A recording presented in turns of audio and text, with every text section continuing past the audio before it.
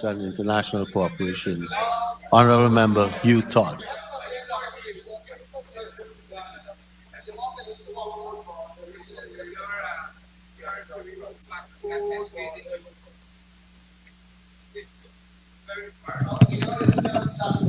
Thank you very much, Mr. Speaker, and good evening. Mr. Speaker, it's indeed a pleasure to stand here before this noble House representing the government of Guyana in the presentation of our 2024 national budget. Mr. Speaker, before I begin,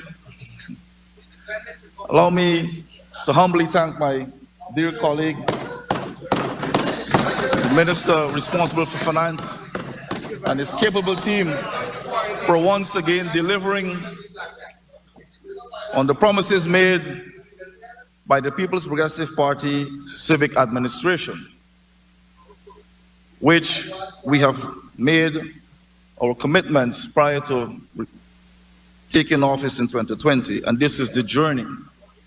And this journey, Mr. Speaker, requires us to stay on the course, building prosperity for all. Now, Mr. Speaker, might I remind this House that the People's Progressive Party civic government is a pro-poor political party. We have never removed from our core objective, being people-focused, people-centered, and having a government that is directed by the people. I recall the former honorable member, Sidiona Ryan, mentioning that we forgot that we were in office for 23 years. No, we did not forget. We remember clearly, because when we took office in 1992, this was a bankrupt economy, a highly indebted and poor economy. Successive administrations under this People's Progressive Party civic moved this economy from a highly indebted and poor economy to a middle-income economy when we left office in 2015. So those kids who were around during 1992 were able to benefit and see the growth and development from this economy. So when we returned to office, Mr. Speaker, in 2020, we were here to continue the progress, of a political party that understands governance, that understands development, that understands how to move the central pillars within the economy, that being the social, the economic, and political. Well, Mr. Speaker, before I go into describing and explaining how we connect the economy with our foreign policy objectives, because I think it's important for us to link the President's mandate and our foreign policy objectives to what we do here at home in Guyana, and to show the people of Guyana that nexus, that connection between a strong and robust economy and the advancement and the promotion of our foreign policy agenda. So, Mr. Speaker, it is incumbent upon me to give regards to the President, the Prime Minister, the Vice President, the entire Cabinet and MPs for the leadership and representation that we've provided to the people of this country over the last 3 years. Well, Mr. Speaker, I dare say that the representation on this side reflects the plural nature of this society. It is, of course, Mr. Speaker, a true representation of the diversity of this beautiful country we call Guyana. And that is why we were proud to present the list to the people of this country prior to taking office, which they accepted, supported, and that is why we're here presenting the 2024 budget, which the people have mandated and which we are proud on delivering for them. Mr. Speaker, it is also important for me to link all of our objectives here to the global positioning and the global priorities, that being the Sustainable Development Goals 2030.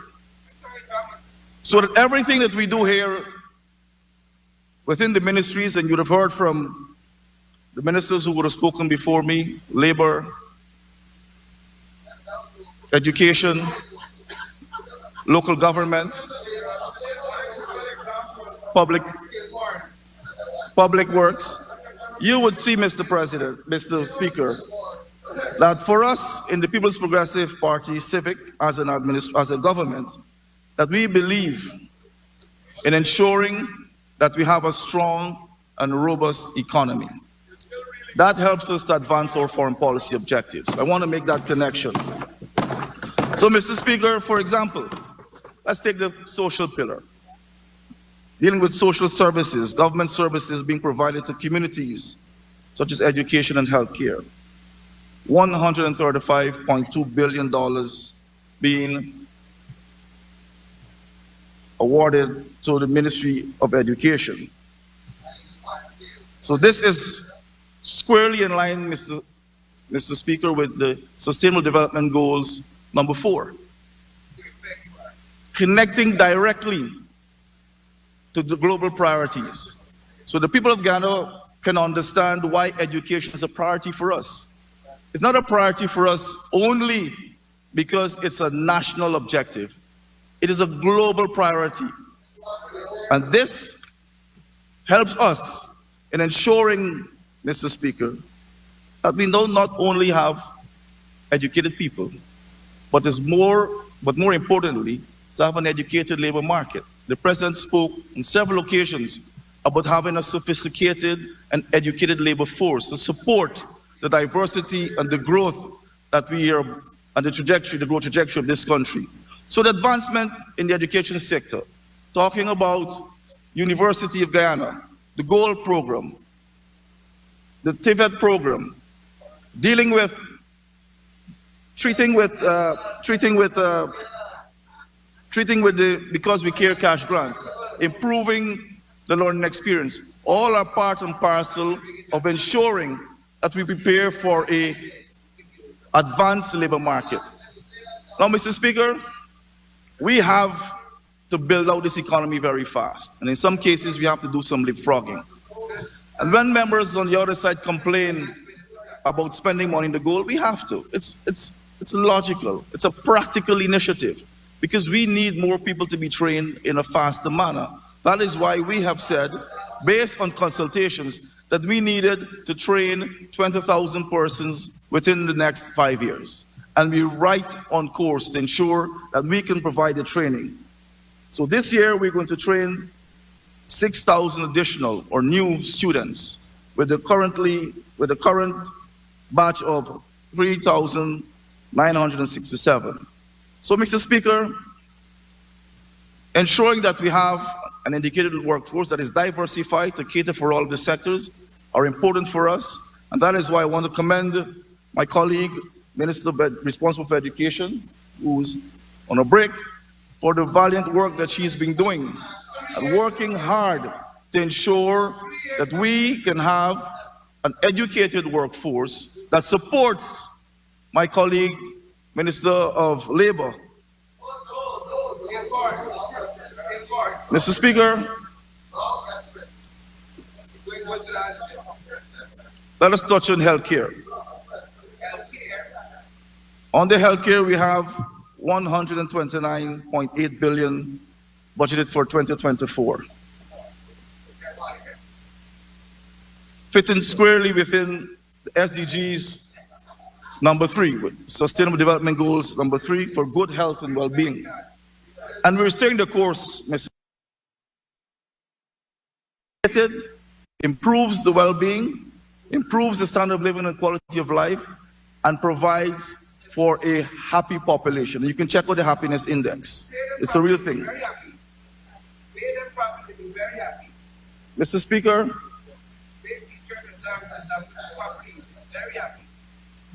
I know that my colleague minister will repeat this, but we continue to advance in building out a world-class healthcare system.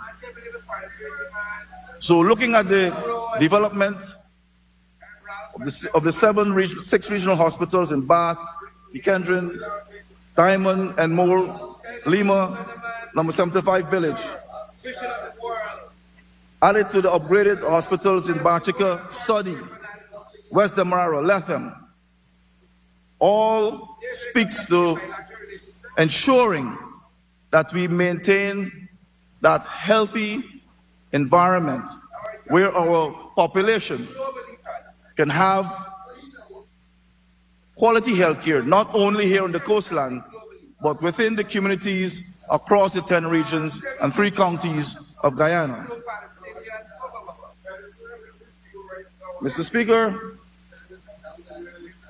if we look at the social welfare, we have $48.3 billion budgeted for the welfare program, which speaks to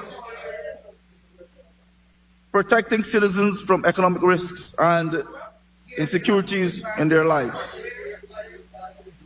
This is Sustainable Development Goal number 10, Mr. Speaker. So we have increased the old age pension from $33,000 to $36,000 per month, placing an additional $2.7 billion disposable income in the hands of 76,000 pensioners, which reflects a 75% increase in the old age pension since the PPPC resumed office in 2020. In addition to that, Mr. Speaker, the NIS monthly would be now $43,075, which results in $2.6 billion in additional disposable income to benefit over 27,000 persons. We also have an increase of $3,000 from $16,000 to $19,000 a month for public assistance. Mr. Speaker, we're not leaving anyone behind. As we have mentioned time and time again, that everyone will be included in ensuring that they benefit from the growth and balanced development from this government. Everyone is included. We are providing for everyone. And that is why the social pillar is very important in helping us at the Foreign Ministry, Mr. Speaker, because we want to be able to have people who are living longer, who are educated, so that we can attract the foreign investment that we so desire, so that we can ensure that we're providing for the human development and human capital to be able to advance this economy. Mr. Speaker, we cannot do it without the people of this country. And the people of this country has given the People's Progressive Civic Party in administration, in government, the mandate to deliver on the promises. Mr. Speaker, allow me to go to the economic pillar. This is Sustainable Development Goals number 9. Infrastructure, innovation, and industry. Mr. Speaker,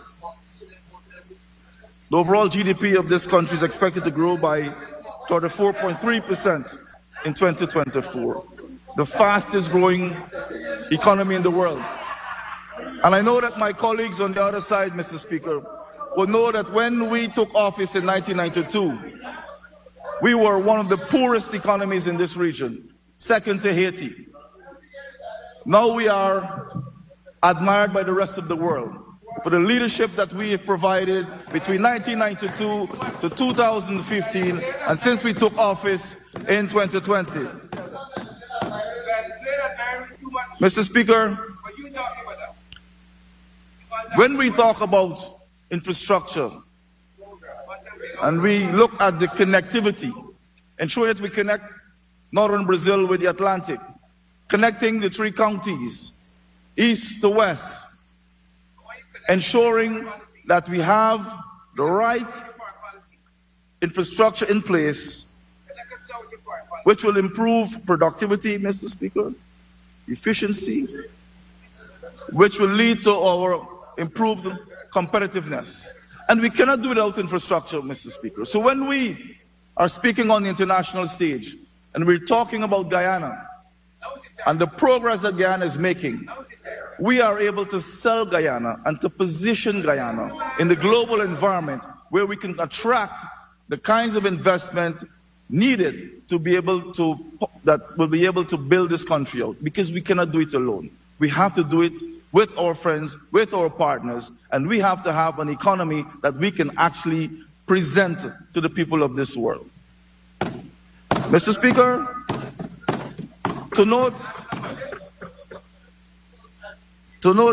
the government has allocated 19.7 billion to advance the construction of the new Demerara River Bridge, and also 4.2 billion to commence the construction of the new Wismar River Bridge.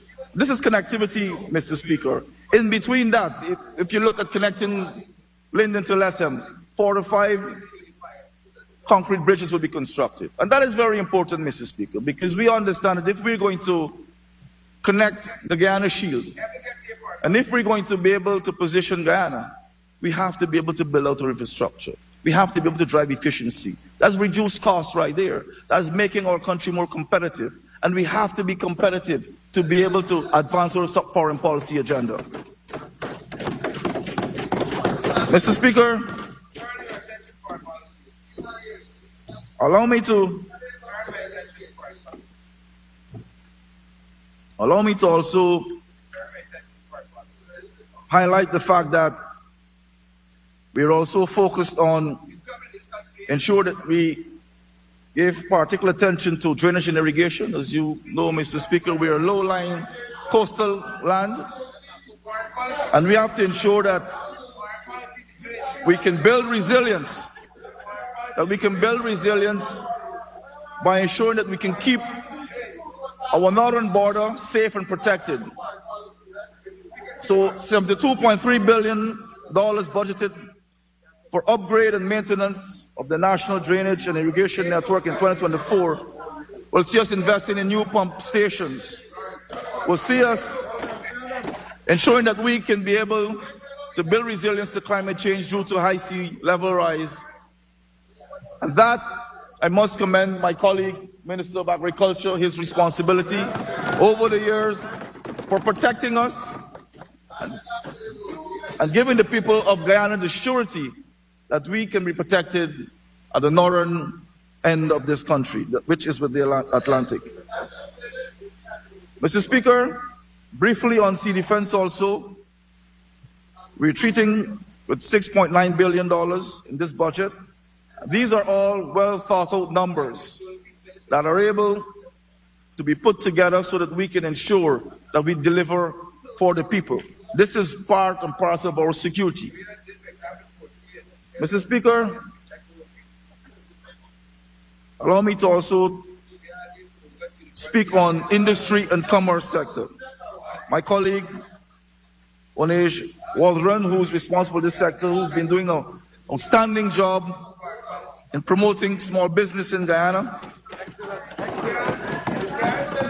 And small business is dominant in ensuring that we can have employment, creativity, and innovation, which is also Sustainable Development Goals number 9, Mr. Speaker, connecting Guyana with the rest of the world. Mr. Speaker, the People's Progressive Civic Administration continues to recognize the integral role of small businesses in improving livelihoods and employment in this economy. In this regard, The government has allocated $450 million for the replenishment of Small Business Development Fund, which is very vital, Mr. Speaker. Our administration has also allocated $331 million to the Small Business Bureau for initiatives that will continue to grow the small and micro business development and the promotion of entrepreneurship to address the structural changes, promote business development, and cultivating entrepreneurship behavior to strengthen business cooperation. One of the things I want to note, Mr. Speaker, when you observe the People's Progressive Party civic administration, we have been dismantling structural barriers from the time we took office in 1992. We have been removing barriers. We have been creating equality, equal opportunities, equity, and ensuring that there's fairness in this economy. So the structurally violent economy that we have inherited in 1992, we moved swiftly to dismantle those structures to ensure that everyone has an equal opportunity in this country. And that is why you can have fantastic grades coming from Region 5, Region 6, Region 3, the hinterland. We've done that with education. We've done that with healthcare to ensure that everyone can get quality healthcare all across this country. We've done that with the small business, to ensuring that everyone across this country, once they are qualified, that they will have a stimulus to ensure that they can thrive and grow their small business. That is the nature of this country, of this government. Mr. Speaker, I can also float agriculture, but I will leave that for my colleague to deal with. But I needed to talk about it a little bit, because that $97.6 billion is part of the diversification of this economy. And we've heard time and time again, Mr. Speaker, that the President and the Cabinet, whether we are in Georgetown or whether we're in communities, we always remain focused on the diversification of this economy and not being susceptible to the resource curse. And that is why we have focused a lot of our attention on the non-oil economy, ensuring that we can diversify this economy using the support that we've provided to the other two pillars to ensure that we can have an economy that is fit for purpose, that is innovative, creative, and competitive, ensuring that we can survive oil, because oil is a finite product. Mr. Speaker, the fisheries sector is expected to grow, and $1.2 billion was budgeted for fisheries, aquaculture, and development initiatives. In the forestry sector, we expect a record growth of 3.9%. And this aligns with SDG, the Sustainable Development Goal number 12, where we speak about responsible consumption and production. Mr. Speaker, the extractive sector is also expected to grow by 43.6%. The gold and bauxite mining subsectors are expected to grow this year by 15.7% and 57.2% respectively. So there you have it, Mr. Speaker. We have an economy that is growing progressively. We have an economy that is benefiting from balanced development. We have an economy that is ready for 2030 and beyond. We are on the right course, and we're staying the course, Mr. Speaker. The numbers don't lie. We can go all the way back to 1992, and we can crunch the numbers, and we have showed steady progression. We have showed that we are capable of leading this nation, not only here in the region, but to provide global leadership. Mr. Speaker, allow me to speak a little bit about the political pillar.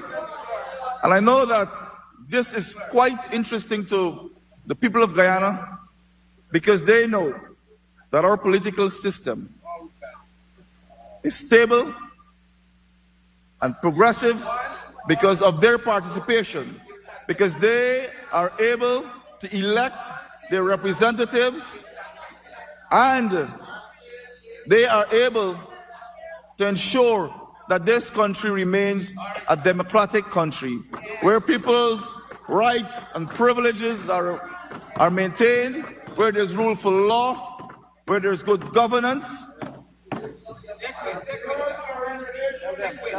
Look at our country brand, Mr. Speaker.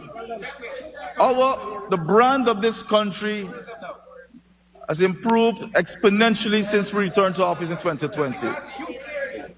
Our national brand has improved. The people are prouder to be Guyanese. We are well respected now.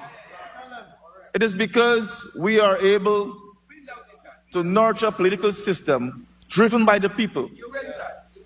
Not what we had to survive during the 28 years of dictatorship, where it was directed by the state, where there was party paramountcy. That doesn't exist now, Mr. Speaker. There's consultation, there's partnership, there's respect, led by the people. Their priorities are taken on board and respected. And we deliver on it. We know all too well, Mr. Speaker, that we're not going back to those days. Those individuals who witnessed, young people who witnessed the 2020 elections, saw all too clearly, Mr. Speaker, the tragedy and agony that their parents and grandparents had to endure during the 28 years of dictatorship and 5 years of repression. Mr. Speaker, we are not going back. The reason why the President, the entire cabinet, and executives of this government can travel and be respected and listened to and admired because our political system is on the right course. And we're staying that course. We are staying that course. We will lead this country to another free and fair elections. Free from fear. And we are going to return to continue the journey. So this budget, Mr. Speaker, is not only about numbers. It's about progress. It's about our commitment to service. It is about delivering on the promises that we've made. And we have to do that by using resources. This is what we're about, Mr. Speaker. They are more attracted to the numbers. Because when we left office in 2015, we had over $800 million in the consolidated fund. You know what they did, Mr. Speaker? They spent it out. They took care of themselves and their families and their friends. The billions that we left in those agencies, they spent it all out. They never delivered on that good life. We have always delivered.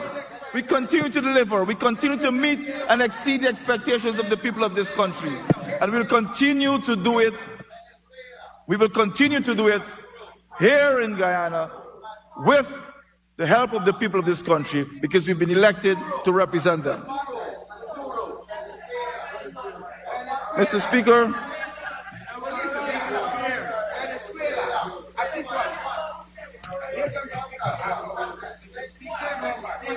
Mr. Speaker,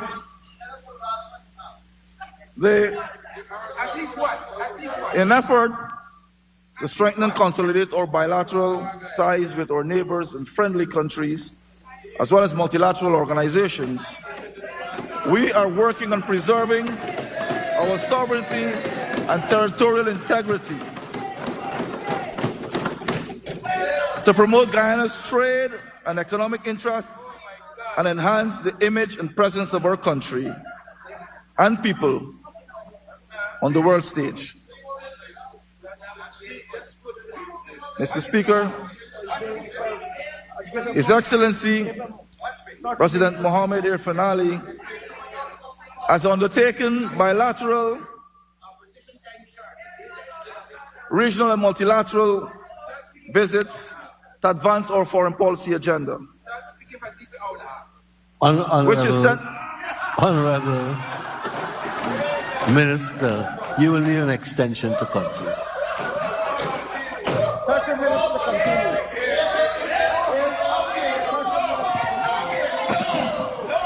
I'm not speaking to shut up. I don't see why I have to shout over you. Mr. Speaker, I would like to ask for my honourable member to be given 5 minutes to conclude his discussion and to also express, my utter disappointment that here was a speaker who was speaking on a national policy and trying to raise the debate in this parliament from the pits it's been in to a high level, and all it led to was guffaws. Thank you, and Minister. jokes. And I just want to go on record. Honorable Minister of Foreign Affairs and International Trade, you have 5 minutes to conclude. Thank you, Mr. Speaker. So, Mr. Speaker, we would have seen the President would have undertaken several international visits, all carefully crafted, all ensured that we, the people, benefit. So, Mr. Speaker, what I wanted the people of Guyana to know and understand clearly is that every time the President leaves Guyana, we are bringing benefits to the people. And that is how we do it. We've built, and we are building a strong and resilient economy. We're able to travel and represent Guyana in the international forum on all of the issues. As you would have seen us advancing our climate agenda, our food agenda, as well as our energy agenda, all national priorities that are also global priorities. So, Mr. Speaker, the President's visit to India, United Kingdom, China, Qatar, Dominican Republic, Washington, D.C., are all visits that we have seen benefits. And, Mr. Speaker, might I submit to this House that the visits of His Excellency the President, representing Guyana in advancing our foreign policy, we've had more than 40 MOUs, agreements, roadmaps, all across the world, from Ghana to the Kingdom of the Netherlands, Trinidad and Tobago, Saudi Arabia, Rwanda, Uzbekistan, Tajikistan. So, Mr. Speaker, when you think about the rewards in terms of our representation in the multilateral, international, regional levels, we have been ensuring that we put the people of this country first. Mr. Speaker, since we took office, we have also undertaken 44 accreditations. And this is across the global environment. Republic of Angola, United Arab Emirates, the Swiss Confederation, Republic of Cyprus, Republic of Philippines, the Kingdom of Norway, the People's Republic, Democratic Republic of Algeria, Japan, just to name a few. So, Mr. Speaker, I just wanted to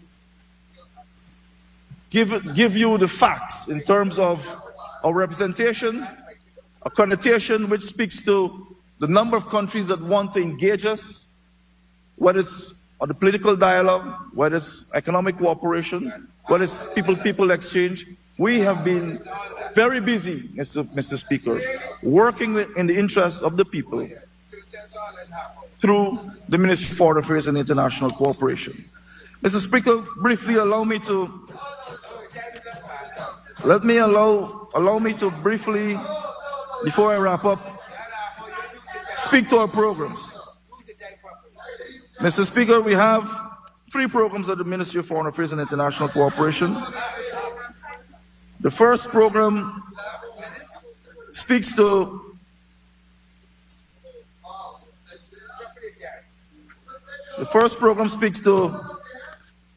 the development of our foreign policy agenda, and that, Mr. Speaker, speaks to institutional strengthening of our processes, procedures. We've trained 93% of our foreign service officers in 89 programs so far, and we want to continue that trend for this year. Mr. Speaker, the Argyle Declaration, of course, ensuring that we are able to maintain the course with the case that we have before the ICJ. And Mr. Speaker, you will know that that has been very inclusive. We have on board Mr. 𝐁𝐔𝐃𝐆𝐄, who is the agent, former foreign minister, former foreign secretary, Mr. Van West Charles, who is now the ambassador to Guyana in Venezuela. We also have Ambassador Ronald Austin, who is part of the legal team, who is on the legal team. We also have Honorable Member Desir Walton, who's a member of the advisory committee. So we have remained inclusive when it comes to the national issue. So our representation with regards to the case before the ICJ is very inclusive.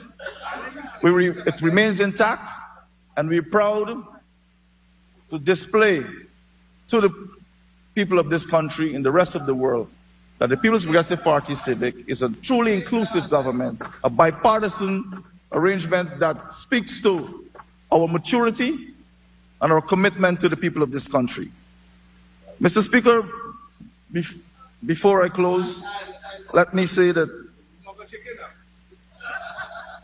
we are on the right track. When you think about all of the ministries, the allocations, and the projects that we have to roll out for this year, allows us as a government to deliver on our promises, to remain focused, to stay the course, to ensure that we bring wealth and prosperity to the people of this country, and to continue to ensure that their rights, privilege, and freedoms are respected.